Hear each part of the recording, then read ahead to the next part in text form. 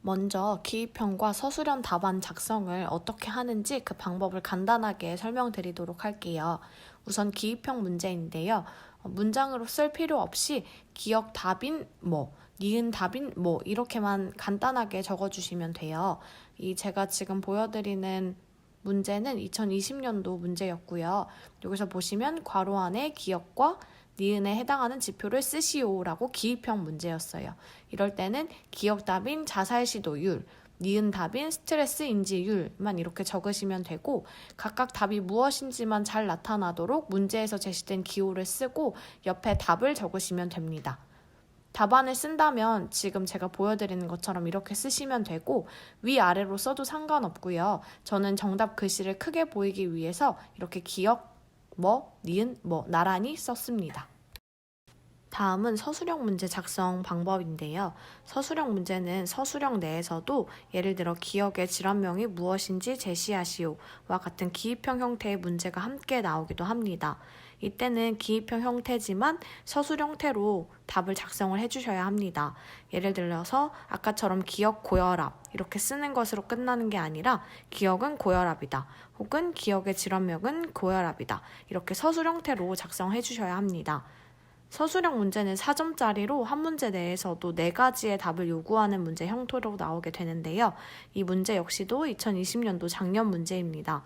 기역의 명칭을 제시하는 기입형 문제 한 문제와 니은의 건강 문제를 제시하는 문제 한 문제, 그리고 기전을 2단계로 서술하라고 하는 문제에서 각각 1, 2단계를 물어보는 문제 이렇게 출제되었습니다. 여기서 중요한 것은 서술형은 더 가독성을 생각하면서 답안을 작성을 해주셔야 해요. 물어보는 문제 하나당 한 줄을 사용한다고 생각하시고 작성하시면 깔끔하게 작성할 수 있습니다. 서술형 작성 방법으로 저의 서술형 답안을 복기해 보았습니다. 기역은 저나트륨 혈증을 묻는 기입형 형태의 문제였지만 첫 번째 줄에서처럼 서술형 형태로 작성해줍니다. 저는 정상 수치는 제시하지 않았었는데 동기 선생님 2분의 답안을 보니까 정상 수치에 대한 언급이 같이 있더라고요. 정확한 내용을 알고 있다면 부가적으로 서술해주는 간단한 설명이 뒤에 더 있으면 좋다고 생각합니다. 니은은 제시하시오의 기입형 문제라고 생각됐는데 건강 문제라는 단어가 괜히 마음에 걸려서 빈혈이라고 쓰고 발생할 수 있는 증상을 같이 적었어요. 다른 동기 선생님들은 수치가 낮아진 것을 언급하고 빈혈이라고만 적어주셨습니다. 이때 헤모글로빈과 헤마토크릿이 낮아져서 빈혈이다 라고 언급하기보다는 기역의 건강 문제는 빈혈이다 혹은 기역은 빈혈이다 라고 작성한 후에 왜 이게 빈혈인지에 대해서 설명하는 것이 채점자들이 더 답을 찾기 쉽겠죠? 아까 설명드렸듯이 문제의 기호를 제시하고 각 답을 한 줄에 써서 한눈에 알아볼 수 있도록 작성하도록 해야 합니다.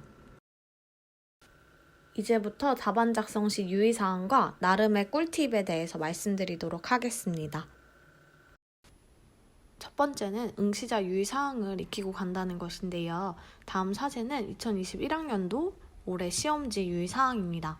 먼저 시험지를 받으면 방송을 통해서 문제와 답안지의 전체 면수랑 인쇄 상태를 확인하라는 방송이 나와요. 그때 인쇄 상태 등만 확인하고 바로 일면이 보이도록 시험지를 두어야 합니다. 그리고 모든 답지에는 성명과 수험번호를 기재하고 검은색 펜을 사용하여서 번호란에 표기를 하고 이때는 답안란을 적는 칸과는 다르게 동그라미라는 수정 테이프를 사용하여서 수정을 해야 합니다. 그리고 각각 문항의 답은 그 문항의 칸 안에만 적어야 해요. 칸에서 벗어나면 채점이 되지 않고 1번의 문항의 답은 1번 문항 칸 안에 적어야 합니다. 답은 번지거나 지워지지 않은 동일한 검정펜을 사용하여 작성하여야 하기 때문에 평소에 편하게 사용하는 검정펜을 3개 정도 여유있게 챙겨가시면 됩니다. 답안을 작성할 때 답안 칸 내에서 가로선을 긋거나 세로선을 그어서 답안란을 구분할 수 있어요. 그렇기 때문에 필요시 사용하시면 됩니다. 생각보다 칸이 많이 모자라지는 않았고 문장이 길어지는 경우 저는 줄을 치지 않고 한 칸에 2문장을 위아래로 적었습니다. 아무래도 줄을 치면 번지지 않을까, 또 삐뚤어지게 그어지진 않을까 하는 것 때문에 더 신경이 쓰일 것 같아서 저는 아예 긋지 않고 가독성 있게 작성을 했습니다. 두 가지 방법 중에서 더 신경 쓰이지 않게 빠르게 작성할 수 있는 방법을 택해서 답안지를 작성하시면 될 것 같습니다. 수정할 내용이 있는 경우에는 수정펜이나 수정액은 사용할 수가 없고 반드시 수정할 부분에 두 줄을 긋고 수정한 내용을 작성하면 됩니다. 제가 복귀한 답안에서도 보시면 혈당이라는 단어를 포도당이라고 수정했어요. 이때 두 줄을 긋고 옆에다가 수정 내용을 적었습니다. 수정 내용을 위나 아래, 옆에다 어디다 쓰는 것은 상관이 없으니 시점자가 잘 알아볼 수 있게끔 깔끔하게만 적으시면 됩니다. 답 가지수는 문항에서 요구하는 답안 가지수까지만 적으시면 되는데요.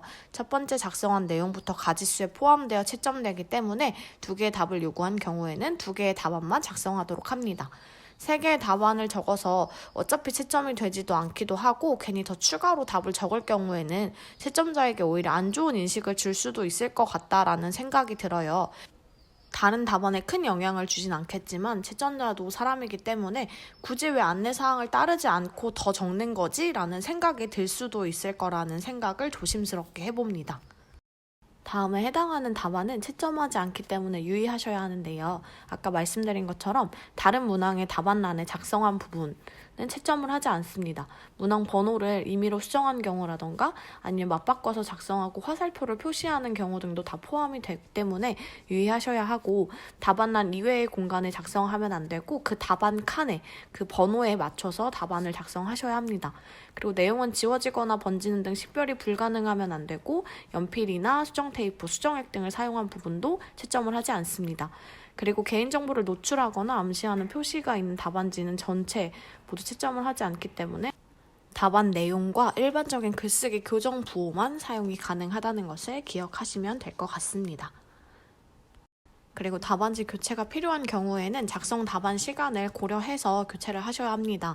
종료종이 울리면 답안은 절대 작성할 수가 없고 그리고 답안지 교체 후에는 그 교체 전 답안지를 폐 답안지로 처리해서 재작성할 때 그 답안지를 참고할 수가 없기 때문에 꼭 시간을 고려하셔서 답지를 교체하셔야 합니다. 이제부터는 제가 어떻게 답안 작성을 했는지에 대한 요령이나 팁 같은 걸 알려드릴 텐데요.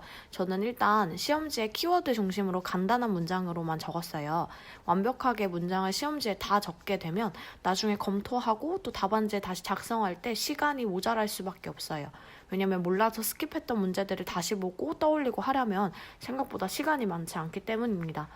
하지만 반대로 너무 단어만 적어두거나 대충 적으면 오히려 시험지에 있는 것을 한번 머리로 정리하고 답안지에 적어야 해서 시간이 더 오래 걸릴 수도 있으니 이 점도 유의하셔야 하고 내가 시험지에 적어둔 답안을 답안지에 빠르게 최대한 옮길 수 있도록 생각하시고 작성을 하시면 될 것 같습니다.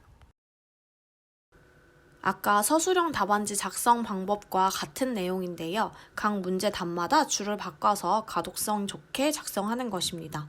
아무래도 사람이 채점하는 것이기 때문에 깔끔하고 가독성 있게 작성하는 것이 좋겠죠. 물어보는 내용과 가지수를 모두 채웠다는 것이 답안에 한눈에 나타날 수 있도록 서술형 문제 한 문제에 물어보는 문항이 4개일 때 각 문제마다 한 줄에 작성하여서 가독성이 좋게 작성하는 것이 중요합니다. 모르는 문제를 계속 붙잡고 있을 수는 없기 때문에 모르는 문제들은 일단 나중에 고민한다고 생각하고 확실히 아는 문제들을 위주로 답지를 채우기 때문에 답안지에 구멍이 생기게 돼요. 이때 모르는 문제들을 스킵하고 적을 때 답지를 잘 확인하시는 게 중요한데요. 예를 들어서 3번까지는 알고 4번, 5번을 모른다. 그때 칸을 일단 비워두고 작성하게 될 때 답안지에 줄이 많기 때문에 번호와 줄을 잘 보고 작성해 나가는 게 중요합니다. 실제로 저도 시험을 보면서 연속으로 모르는 문제가 있었는데 일단 답지를 비워두고 나머지 답지를 작성을 했는데 나중에 시간이 촉박해지니까 후반부부터는 답안을 내가 제대로 작성한 건지 헷갈리게 되고 그때부터 불안하고 계속 확인하고 그러면서 심계항진이 오면서 시간 소비를 계속 했거든요. 생각보다 헷갈리지 않을 거라고 생각했고 저는 이거에 대해서는 전혀 걱정을 하지 않고 갔는데 문제 내에서도 내가 아는 문제가 있고 모르는 문제가 있고, 또 기입형 문제도 기억은 내가 알더라도 니은은 모를 수도 있고, 이렇기 때문에 부분 아는 문제가 생기다 보니까 계속 시험지 그 답안에 구멍이 생기게 되더라고요. 그러니까 그 구멍 때문에 당황하지 않도록 처음에 작성할 때부터 번호와 문항을 잘 확인하시면서 작성하면은 아무래도 이렇게 허둥지둥하는 시간이 없어지지 않을까라는 생각이 듭니다. 처음 응시자 유의사항에서도 말씀을 드렸었는데요. 더 자세하게 말씀을 드리자면, 답안지가 너무 더러워서 답을 잘 읽지 못할 정도가 아니라면 되도록 답안지 교체는 하지 않는 것이 좋을 것 같아요. 답안지를 교체하게 되면 쓰던 답안지는 감독관이 바로 가져가서 폐기하기 때문에 제가 원래 쓰던 그 기존 답안지를 보고 적을 수가 없습니다. 시험 초반부에 교체는 모르겠지만 후반부에 답지를 어느 정도 다 작성한 상태에서 교체하는 것은 조금 위험할 수 있을 것 같아요. 답지는 남은 시간과 답안지 작성의 정도를 보고 교체하도록 하시고, 저는 실제로 교체를 하지 않았는데도 시간이 조금 모자르다는 생각이 들었거든요. 나중에 조금 촉박한 시간을 가지고서 시험지를 마무리했기 때문에 답안지는 신중하게 교체를 하시기를 바랍니다. 시험 중간중간 시간 체크하는 것도 굉장히 중요한데요. 나중에 10분, 15분 정도 남으면 손이 떨리기 시작하고 글씨도 잘 안 써지게 돼요. 왜냐면 답지를 구성하고 있는 과정에서 내가 못 쓴 문제들이 생각이 나고, 저는 거기다가 아까 말씀드렸듯이 구멍 있는 그 시험지가 갑자기 너무 혼란스럽게 보여서 굉장히 당황을 했었거든요.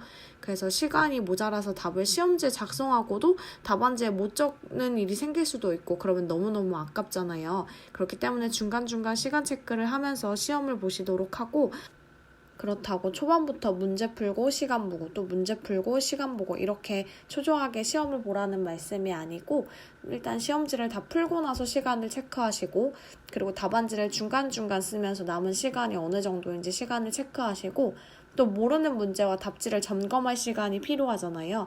그렇기 때문에 이 정도의 시간을 중간중간 체크하시면 좋을 것 같고, 특히 B형 같은 경우에는 A형과 다르게 서술형 문제가 더 많다 보니까 시간이 더 촉박하다고 느끼실 수 있기 때문에 이거에 대한 시간 조절도 잘 생각을 하시고 시험을 보셔야 할 것 같아요.